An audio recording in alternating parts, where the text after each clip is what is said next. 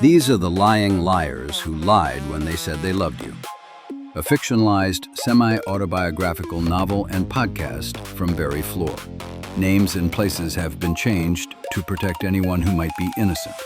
But nobody is reliable, including me. Everybody lies, eventually. These are the lies I told myself, and the lies I was told by the lying liars who knocked on my door and said that loved me. Tyrone wanted a margarita. He instructed me by text shortly after I started the 22-minute drive to pick him up. I had spent 40 minutes getting ready, and I was showered with my hair freshly clipped and shaved down to the skin. I pulled a boosted bottle of cologne from the back of the cabinet behind the extra face wash and the bars of soap I had carried so long the names were worn off the package. The cologne, the smell good, as Jeremiah had called it so long ago, was hidden there to protect it from someone grabbing it and boosting it forward. The level within the spray bottle had dropped notably since the last time I used it. I made a note to ask the various ruffians and criminals in my life to keep an eye out on other people's trash or at the getting place for another bottle of something upscale and crisp. I knew where the getting place was and hated the cyclical movement of goods from buyer to thief to another, only to cycle with the next thief shortly after. The cycle had come full circle only once, my own belongings returning to me after 3 or 4 steps in between, and I knew that gifts like cologne or low-end electronics, or once a brass sword, were taken from other men who were my equals in this world. But the specifics of the getting place were a moral quandary for another day. For now, the quandary was heavily weighted by the fact that I needed more smell good, and I knew who to go to for that. Tyrone, Ty, or TyTy, with or without the hyphen, I was given all 4 options in text format, lived 22 minutes away and required me to pick him up, bring him back, probably do most of the work sexually, then drive him home and drive myself back, all for a blissful 10 to 20 minutes of sex. And let's be honest, 20 minutes in coitu was a very hopeful estimate. The online meat markets were the modern-day ding-dong dick traipsing about as dating platforms. The interactions were blessedly and brutally brief, but fed a dopamine rush my brain craved. Sex, and a shower and a drive, were not a heavy price for the central addiction we all share to the natural euphoria of neurochemical excitation. He had requested I pick up a margarita at a gas station a few minutes after I'd agreed, and then committed to the excursion. My phone dinged as I pulled onto the interstate and hit the posted speed, moments after I had left behind familiar convenience stores that I frequented and would not ask for ID.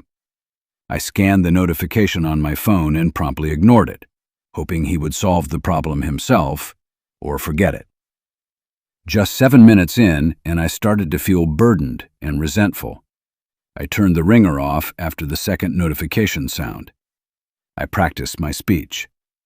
Oh, I put it on Do Not Disturb, so I can only see the GPS while I drive. No notifications, safety first. I turned the phone's DND mode on. It was a good excuse. No reason to fuck it up with reality. I noticed a third message had come through. I didn't bother to even scan it. Ty was hot, easily a local 10. In Miami or LA, he might be a 7 or 8. But here he was practically a movie star. He knew it, too. I had shot my shot higher than usual, throwing absurd and explicit sexual suggestions into the digital space between us. He surprised me and reciprocated equally, and then furthered the obscene role play into truly XXX territory. Ty, thought I was funny, insisted on my humor as my appeal, though his tone carried more of royalty granting special audience to a peasant rather than to an equal. I figured my overabundance of dope was the actual appeal for him. I didn't care what he thought. I was horny, hard up for some external male validation. He was hot, and I'd been smoking a heroic amount alone that evening. I was chasing dopamine with a dopamine chaser. Most importantly, though, Ty was outside my sphere. The drive felt like a pilgrimage away from the rut I had dug for myself. Up to the park and back, up to the convenience store and back, and the usual window knocking of not-quite friends seething for resources they acted like it was an honor that I could provide them. I was exhausted by the charade of friendship so poorly acted by people who did not even try to pretend anymore.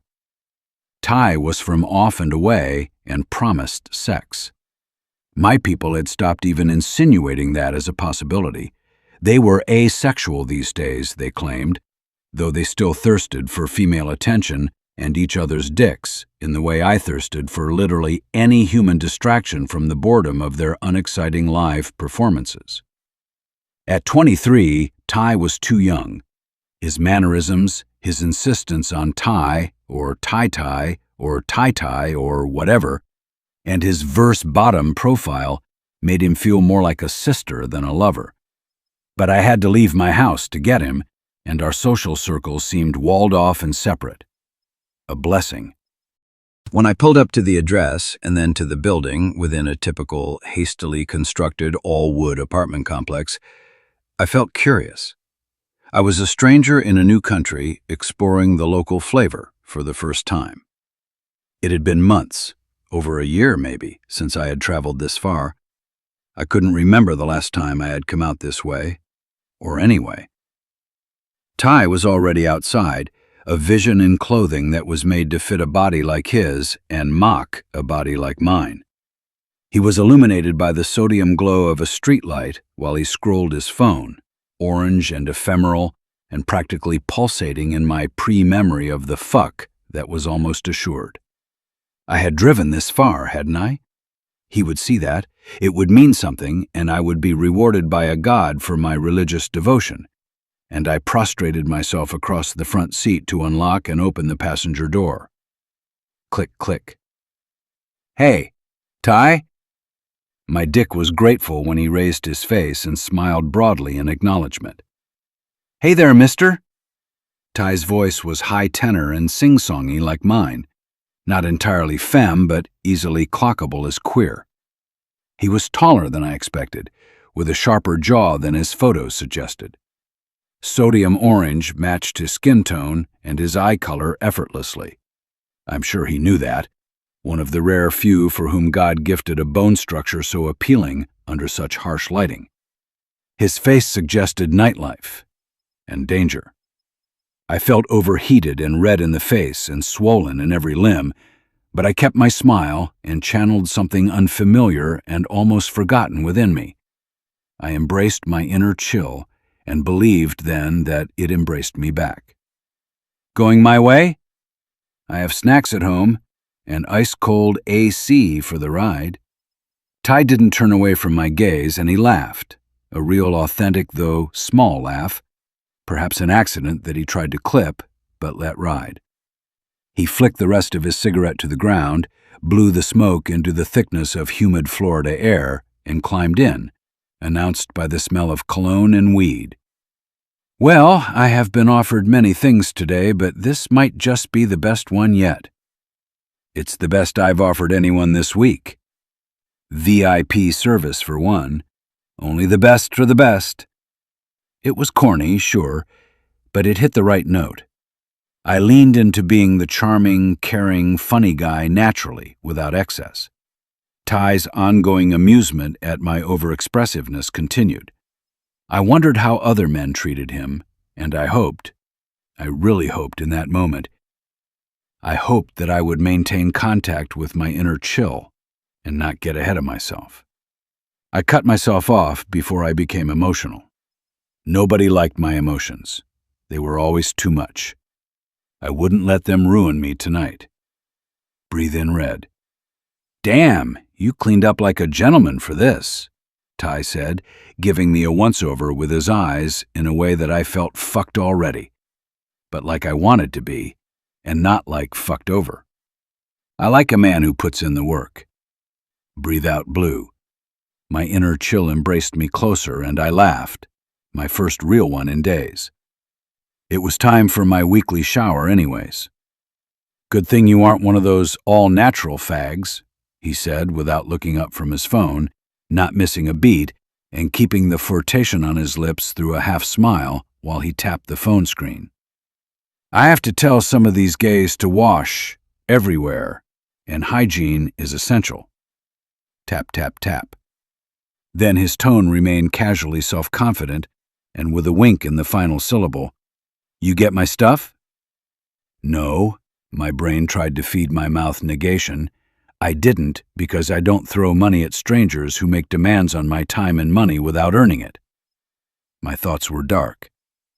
I let his question hang like I was considering it, and I did not look towards him. I would be casually ignorant. Breathe in red. What stuff? I asked without emphasis. Breathe out blue. I was on the on-ramp to the highway, feeling the car fight against speed with a nasal whirring from its thruple of cylinders under the hood. My car sounded like I felt, an awkward teen trying to be cool and on a date with the hottest guy in school, but the reality of my retainer and nasal strips and acne was starting to become an obvious otherness about me. I wondered if I'd get to second base, and couldn't remember if I was being ironic or honest about the situation. What did I think second base was, anyways? If first base was a kiss and home plate was fucking, was second? I considered. Maybe it was a blowjob. But him or me? If I give him head, does that mean he got to second base and I only got to first? My anxiety was starting to eat away at my chill. Ty looked at me, looking straight ahead. I sent you a list. I shrugged. I was driving. I've got the phone on Do Not Disturb. No notifications. I gestured to my phone with my jaw, welcoming him to investigate. He didn't. I tried to diffuse the tension, and then I couldn't keep my eyes off you. I put on a goofy, "Aren't I the funny guy" grin and turned my head cartoonishly to look him in the eye. He had been burning a hole in my cheek with his gaze, but his fingers never stopped. Tap, tap, tap. He sighed and rolled his eyes theatrically, then grinned like I was a preschooler that has just pissed his pants and now required extra attention. I need a margarita, in a can. There's a brand, but I forget the name, so you'll have to send me a picture of the options. And a Swisher, backwoods if they got 'em. And those little things, the shooters, whatever. It's on your phone. Just look when we stop. I can't think of it all right now. He leaned back, man-spreading above and below so wide that my space was invaded and his sharp elbow bounced against my forearm with every bump in the road. And god damn it, why won't the city repave this road? I was going to play the power game and maintain my position, but I felt a bruise was forming where his elbow was hurting mine, and I retreated to my lap. I saw his eyes flick briefly to admire his win, though his face was otherwise uninfluenced, and his tapping did not even hiccup. I don't know what any of that is. I was not lying now. I knew some, but the fuck is a shooter? Alcohol? I hadn't drunk in years. I just learned what a buzzball was. Maybe he wants a buzzball? I promised myself not to make an issue out of this and not spoil what was promising to be a decent to normal trick. Do you really need all that? I'm just happy you're here. I gave him a broad, worshipful smile, hoping the dregs of my charm would meet the curve of his ego low enough that this wouldn't cost me anything more. Ty looked incredulous. I do. And of course you're happy. I'm here. I mean, look at me. Tap, tap, tap. Faster, but just a little. He didn't look up, and I risked an extended look at his face, alit by the screen in his hand. The risk was fruitless and told me nothing. My homeboy wants to link too. He's like Latin, I think. He paused, scrolling back. Yeah, he called me Poppy. Don't worry, we tight. You'll like him. He's more like me than like... A considered pause. You. He'll meet us there. We can stop at a gas station on the way. I did not speak. The offer was too tempting and the sunk cost sinking fast. I liked threesomes. I was actually physically attracted to Ty, and he was proposing a Latin equivalent, some heavily accented Central American 10 to whom I could just say, "Si, papi," and not worry over the interpersonal dynamics and focus instead on the thing that brought me here tonight going 65 miles per hour and probably heading towards a gas station convenience store for a margarita. And then Ty placed a single hand on my thigh up near the crotch as I tried to speak while he made a call. I knew he knew what he was doing, and I wanted to appease his ego. I wanted to feed the beast. I wondered what convenience store there was between here and there and if it would have everything he'd asked for. "Yeah, he cool," he said into the phone. "Breathe in." He squeezed my thigh firmly. I reacted accordingly. He noticed but did not break his conversation rhythm or look my way. "Nah, we're going to his spot. Come through, it'll be fun. I'll shoot you the address when we get there." He ended the call abruptly and finally glanced over, not removing his hand from where it had rested while he spoke. "I might crash on your couch after, by the way. My ride already ghosted." A beat. "If you're a good boy, both of us might stay." Ty removed his hand. He had not asked a question, and I found myself agreeing without consent and somehow glad for it. "I mean, I can take the couch." I caved, feeling heat again, but unclear if it was from excitement or embarrassment or physical arousal. "If there's two of y'all, it'd be more comfortable on my bed. It's a queen." "I'll bet it is," he mused, looking out the window away from me. I stammered into my humiliation, though I wasn't sure why anymore. "The apartment is small, you know?" The words were locked and loaded, and I dissociated and heard me explain my sudden inferiority to the empty air and an audience of only me, because I'm sure Ty was already aware. "I can't fit a king's. It's too big. Have you ever been in a California king? Man, if I had the money and space, that's—" I wanted to puke. Ty exclaimed suddenly with a mixture of annoyed enthusiasm for distraction and magnanimity for salvaging the conversation and myself, whom he now considered retarded and the whole evening a community service or act of charity. "Oh, Circle K next exit. They got what I need." "Yay!" "Shut up, you idiot," I said to myself in my head. "Yay," came a distant but specific voice somewhere in the dark matter of my consciousness.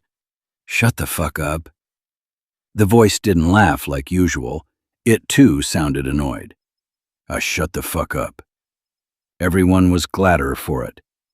The highway cut through the west side, not sparsely populated, just suspiciously. Habibi stores and unbranded gas stations were common, where they sold white T-shirts by the dozen and kept 4 loaves of bread from 3 different brands on the shelf and full inventories of candy. I wondered if they would have his particular needs and tastes in stock, but he seemed certain, and I found myself pulling over out of the sheer magnetism of his enthusiasm. Oh, the places you'll go on dope. At least he's cute. I had done worse for less. I signaled and pulled into the parking lot of the convenience store. He stayed planted in the passenger seat, foot on the dash, and king of my car. "You got the list?" he said, bouncing a little, still tapping at his phone. "I sent it to you, remember? Check your phone." He gestured at me vaguely with his phone, never losing control of it and never letting the screen out of sight from his eyes. "Yeah." I glanced at the unread text notification on my screen. "I'm pretty sure I got it." Ty turned toward me, eyes wide and white with challenge. "Then what is the problem?" "Money?" I said meekly. I knew the answer, but I had to keep up the appearance of the ask. "Aren't you going to—" "I'm not charging you for this, dick. Consider that your payment." He rolled his eyes expressively. "Now come on, we need to get going." I tried to slam the door but stumbled. Awkwardly, I reopened the door and reclosed it, while Ty sighed audibly on the other side of the vehicle. My phone read 10:41 as I unlocked it to find his list amongst the 7 text messages of clarifications and appendices to the first. There was another text at the bottom that said in no uncertain terms what Ty had thought of my slowness in the pickup. The last one was sent at 10:26, seconds before I had greeted him. I wiped the sweat from the phone screen that dripped from my forehead. This is a lot of cussing, I thought. I shook my head. At least he stands behind his words, I thought, feeling defeated, but without anger as I pushed open the door of the Circle K and was swallowed whole by the soulless comfort of corporate industrial air conditioning. I thirsted in 48 unnecessary ounces, and it made me feel small and weak. I felt like a junkie. The fluorescent lights buzzed like a migraine. I stood at the fountain machine first and filled a large Coke, light ice, because I needed something cold in mine. Then I just stopped. Why the fuck am I doing this? I didn't even know what half the stuff was. Swisher sweet? Not sweet? Backwoods? A specific margarita in a can he couldn't name? I didn't drink. None of it was mine. I walked to the counter anyway, 20 in hand like an offering. A single line of soda dripped down the styrofoam cup in my hand over a finger and onto the floor. The clerk was a thick woman in her late 40s, hair teased high and stiff, uniform polo stretched tight at the buttons, foundation stopping hard at the jawline. She smelled of a half-dozen tester bottles at the department store. She looked overconstructed. She was trying too hard on the wrong things and missing the mark on all of them. I set the 20 down next to my Coke. For this, I mumbled. She looked at me, then at the 20, then back at my face. Pure Florida twang, warm and scratchy. Don't worry about it, hun. Looks like you're having a bad night. Just take the drink, it's on me. I stood there staring at the 20 on the counter next to my cup and still unwrapped straw for half a beat longer than was comfortable.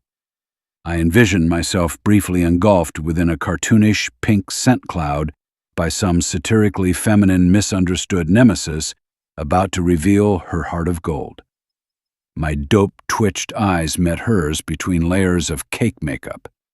I almost cried as she nodded and let the makeup crack into crow's feet and lines around her top lip I had not noticed before. Have a good one, hun. Her smile was genuine.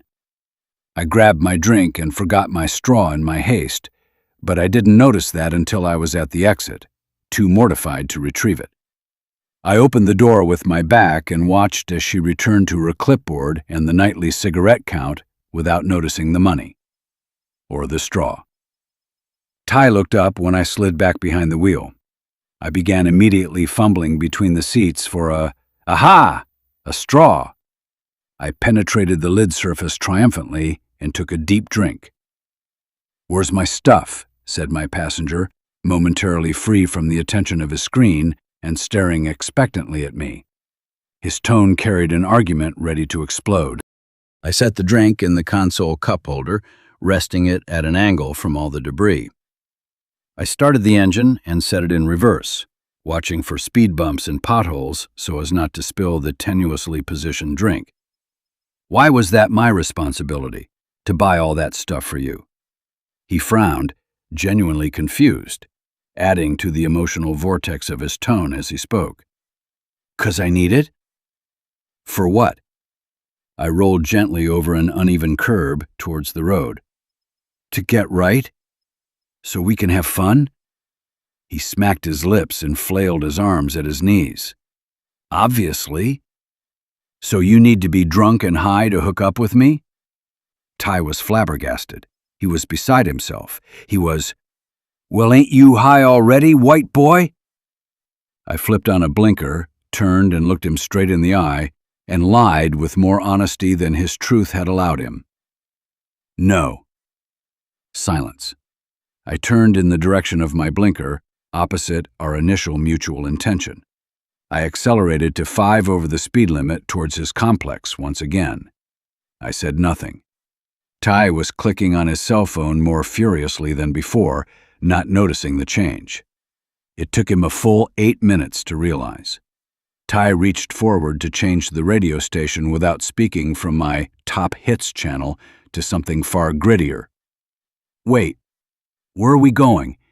Ain't your crib the other way? Panic was creeping into his throat, and control was oozing freely from his aura.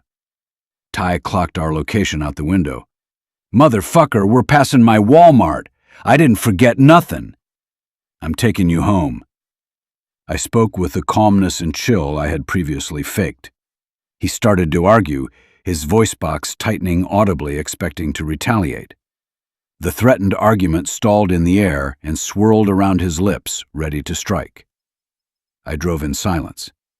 The interstate lights moved in lines and blocks across the dashboard, then down to the stick shift and his leg, up his arm and across his face, with two wide eyes frozen intently on some spot on my cheek.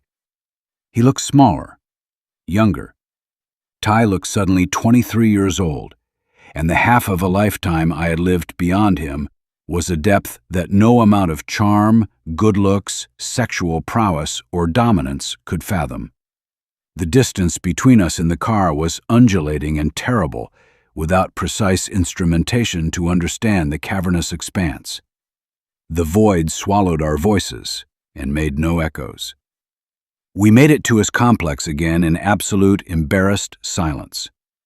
Ty slammed the door hard enough to rock the car and began shaking the earth with angry, forceful steps in his Nike Airs, with all the fuck my haters confidence of a queen in high drag about to do a backflip in stilettos as her first trick of the night.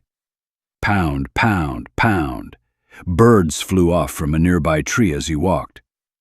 "Thank you," I yelled out the open window at Ty, unsure of what I should say in these circumstances. The statement was overly saccharine and arrived sounding hollow, but I genuinely wanted to say, I don't know, something.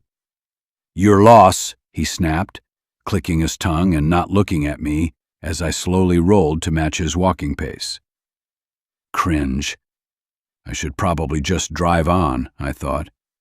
"Call me sometime." The words came out and stopped Ty short. I kept rolling past, gaining inch by inch unfrantically as his mouth opened into a giant O, into a caricature of disbelief. "What did you just say to me, bitch?" Kai squealed right before he started running for the passenger door, one hand reaching forward towards the handle. I pressed hard on the pedal and my 3-cylinder jumped to 10 miles per hour through the 5 miles per hour complex. I watched Ty in the rearview, looking like an old communist worker poster, screaming with his right hand aloft, his left arm low and behind him, and his legs held in a running stance. His mouth was wide open, screaming what could have been "comrade," but instead was all too perfectly carried through the murky, humid thickness of the air. "Fuck you, white boy!" I pushed harder, my car heaving toward 15 miles per hour around a corner and nearly plowing into 3 teens that were first laughing at the commotion and then yelling at me for the near miss in elevated, italicized words that I saw in speech bubbles above their heads. I could still hear the ruckus as I circled wide and bolted, pushing 17 miles per hour towards the exit, hit a speed bump, causing my precariously placed drink to tip and fall to the floorboard, making a soupy, sticky mass at my feet, while I crushed the styrofoam itself under my foot. "Fuck you, motherfucking white boy!" I considered my options as I drove towards an interstate on-ramp on a dark street without any streetlights. The overpass glowed ahead. 22 minutes. I wish I had less concern for safety and brought my pipe for the drive. I settled for a cigarette after I grabbed an old towel and some random clothing items from my back seat to sop up the mess around my feet. Sticky, yes, but my feet were no longer half submerged in soda. I wondered if anyone had knocked on my window while I was gone. I refused to install a camera, both for its obvious trappings as the mainstay of employed tweakers that rarely prevented theft, but also because I enjoyed the separation whenever I escaped my agoraphobic, self-induced hermitage. I turned on my phone's notifications, intending to find company. I always felt like an on-God junkie smoking alone. RJ had texted, "Are you home?" I texted back, "No," and meant to follow up, but instead put the phone face down on the passenger seat. I eased out of the turn lane, back onto the local road, and drove north through the city. The GPS tried to redirect me back towards the highway, but realizing I had other intentions, adjusted the arrival time. 31 minutes. The apartment would be empty when I got there. Same walls, same things. My routine waiting like a patient dog eager for a walk. I pushed down on the accelerator, turned off the radio, and sailed silently, hoping to find a tiny holy land in a humid night while taking the long way home.